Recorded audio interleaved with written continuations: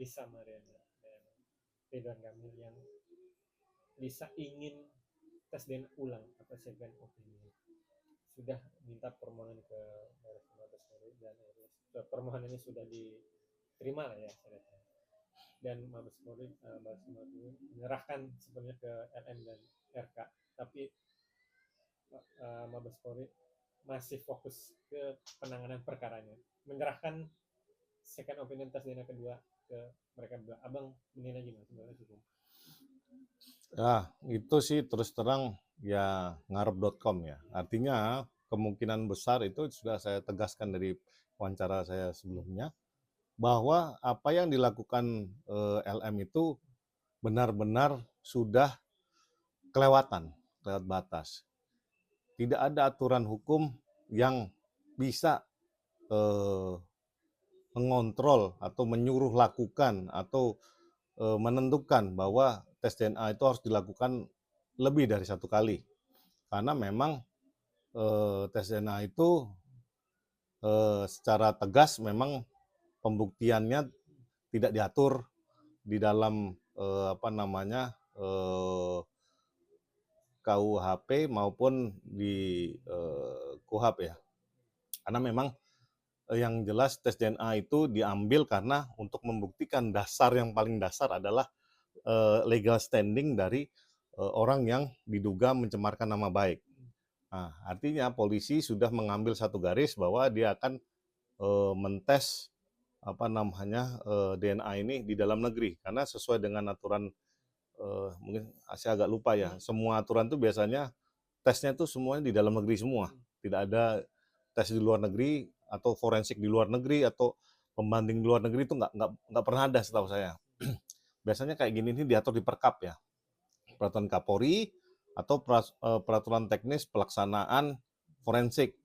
Nah di situ itu tidak ada yang menyebutkan harus di luar negeri karena kan Indonesia punya yurisdiksi hanya di wilayah NKRI saja. Berarti kalau Lisa mau tes DNA ulang second opinion di Singapura ya, berarti bisa bilang dia tidak percaya dengan hasil tes atau lab dari punya kita nih Mabes Polri gimana?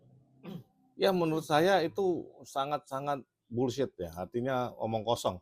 Ya, ketika dia tidak menghargai bahwa penegakan hukum yang ada di Republik ini, saya pikir dia akan sulit sekali ya menerima apapun sebuah kebenaran kecuali dirinya yang paling benar. Makanya tes itu kan sudah dilakukan secara ilmiah. Hasilnya tegas itu 99% tidak identik. Ada yang dia bilang 1%-nya itu bisa.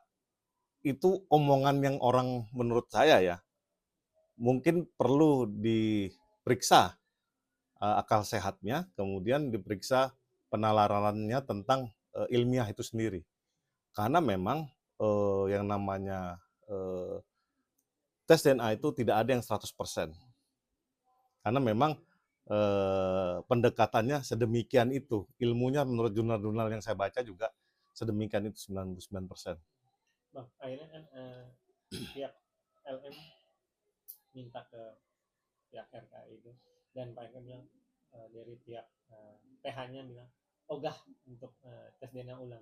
Tidak ada landasan hukumnya. Hanya bisa dibilang hanya ingin mencari sensasi saja sepertinya. Abang menanggapinya seperti apa? Karena kan itu sudah jelas-jelas hasilnya sudah tadi seperti abang bilang kita sudah tahu tidak identik. Ya, kalau kita punya yang namanya common sense, artinya penalaran orang terhadap sesuatu hal dengan logika dan rasio yang sama. Nah, ketika ada yang berpikir di luar logika atau di luar nalar rata-rata manusia, artinya memang itu merupakan satu terobosan atau inovasi. Akan tetapi tanpa didukung dengan jurnal ilmiah, kemudian tanpa didukung dengan keilmuan yang lainnya, itu namanya ngarep.com. Artinya kemungkinan besar dia memang persis apa yang dikatakan rekan muslim. Artinya bukannya saya sependapat dengan dia 100% untuk membela RK ya, karena memang dari awal hal ini sudah tercium dari jauh bahwa memang kecenderunganlah sebuah komersialisasi, ya kan, tapi yang didaur ulang. Artinya ya percobaan pemerasan yang dugaan percobaan pemerasan yang coba didaur ulang karena sebelumnya pernah berhasil, tahu-tahu di stop sehingga ini bikin rame. Tapi ada orang lain yang punya berteori lain, karena ini ya apa namanya channel gosip ya, makanya saya pikir saya mesti sampaikan juga bahwa memang untuk pengalian isu mungkin bisa, mungkin tidak bisa, karena memang namanya kasus korupsi yang menimpa Pak RK itu makin lama makin kentara, makin besar apa namanya bola saljunya. Akan tetapi kita mesti melihat secara objektif masing-masing perkara itu berdiri sendiri. Hubungan hukum antara LM sama RK dapat dibuktikan dengan jelas bahwa tidak ada keturunan di antara mereka. Jadi hubungannya itu mungkin dulu pernah ada dekat, itu tidak dibantah. Mungkin pernah ketemu, itu tidak dibantah. Nah, tapi ada hubungan asmara ataupun yang menghasilkan buah hati yang namanya CA itu terbantahkan dengan tes DNA. Artinya secara ilmiah atau ilmu pengetahuan yang diakui dunia bahwa memang tidak ada hubungan langsung antara RK dengan CA. Nah, ya memang kita kalau mau berandai-andai, ada itu yang ngikutin teorinya itu ya. Kalau kita ngikutin apa namanya perawan suci Maria tiba-tiba bisa melahirkan anaknya Nabi Isa ya atau Yesus Kristus itu memang keajaiban. Nah, tapi logika itu nggak bisa diterima di dunia sekarang karena memang ilmiahnya itu mesti dibuktikan. Nah, kalau dia berharap keajaiban, lebih baik dia berharap lebih keras dengan berdoa lebih kencang supaya dia tidak masuk penjara. Bang, tapi kalau misalnya di salah satu pihak misalnya Pak RK sudah tidak mau atau ogah menjalani tes DNA, nggak bakal terjadi dong second opinion tes DNA ulang di Singapura. Berarti sama sama juga dia berkuar-kuar sampai kapanpun kalau Pak RK juga tidak setuju ya kan apa lagi tugas hukumnya gimana? Ya, Kan percuma. ya sudah pernyataan itu sudah cukup jelas. Artinya tidak ada urusan lagi untuk mengulangi karena itu pertama kali diambil dan itu terakhir. Jadi tidak ada lagi karena prosesnya sesuai dengan SOP, tidak ada yang apa namanya dilanggar SOP-nya. Ya sudah, itu hasilnya. Jadi tidak ada defect di dalam proses maupun hasilnya. Seperti contohnya kalau apa namanya orang diduga pengguna narkotika, makanya seluruh organnya di pasal 75L itu seluruh organnya diperiksa. Apakah dia ada menggunakan narkotika jenis psikotropika atau apapun itu, ya kan? Dia diperiksa urinnya, diperiksa darahnya, diperiksa rambutnya atau organ-organ lainnya, liurnya, apapun itu. Artinya secara saintifik bisa dibuktikan bahwa pengambilan DNA sama prosedurnya dengan itu, dites semua. Nah, ketika hasilnya itu menunjukkan hal yang sama, bahwa tidak ada identik antara RK dan CA, apalagi yang mesti dibuktikan. Artinya, ya terus terang, yang diharapkan oleh LM dan kubunya itu menurut saya ya ngarep.com.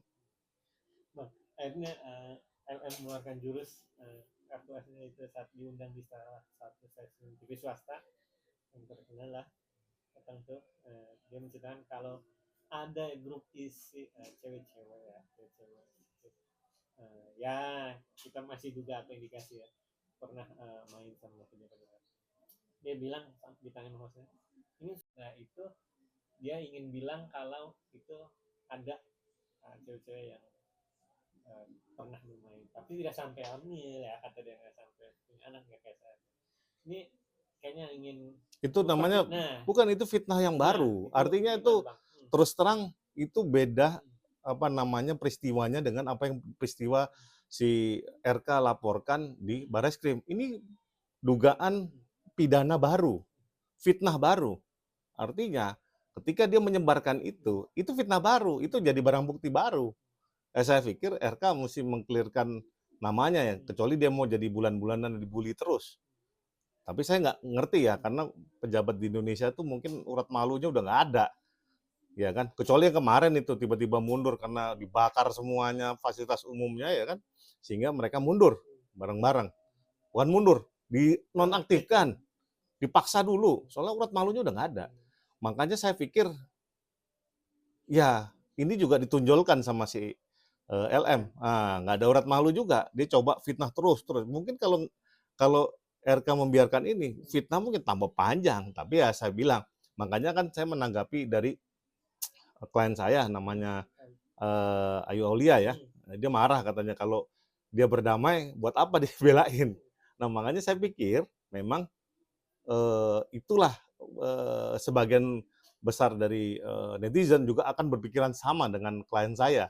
Ngapain dia bela mati-matian kehormatannya RK kalau RK-nya ingin berdamai, karena LM sudah melampaui batas kewajaran yang namanya kenormalan beretika. Dia sangat-sangat luar biasa ya, mencoba memutarbalikkan fakta yang ada dengan dia bilang apa salah saya. Ini model orang Indonesia 100% lah. Semuanya orang di dunia ini salah dan hanya dirinya yang paling benar. Sehingga menurut saya ya udah cukup lah dipertontonkan kemunafikan dan kebodohan kayak gini. Stop, dan memang siapa yang diduga bersalah dengan 2 alat bukti yang awal memang bisa dibuktikan, ya posisi gelar tersangkakan dan tangkap aja. Terakhir bicara klien Abang Ayu Aulia, ada obrolan nggak sih saat yang kita kemarin bisa mau second opinion tes DNA ulang, ada obrolan atau enggak ada atau gimana? Terus terang dia cuman yang tadi yang saya tanggapin bahwa dia memang kalau ada perdamaian di antara RM sama RK dia nggak bisa terima. Oh itu ada obrolan itu? Ya, cuman itu. Nah, kalau untuk pengen tes DNA ulang, ya menurut Ayu itu dia bilang, ya itu sangat memalukan ya. Artinya kalau namanya sudah kalah ya kalah aja. Saya kutip langsung begitu. Karena memang aturannya kalau di Indonesia itu dia bilang harus sportif. Ketika sudah diuji dan memang tidak identik, ya sudahlah, ikuti prosesnya, terima hasilnya. Dan siap-siap datang ke jadi saksi besok ya, karena kan perkara sudah berjalan ya Bang ya, bisa dibilang. Saya rasa tidak ada lain dan tidak bukan, memang harus ditentukan tersangkanya siapa, kemudian harus ditegakkan hukum di Indonesia. Karena tidak bisa main-main lagi, bahwa hal sedemikian ini sudah sangat meresahkan.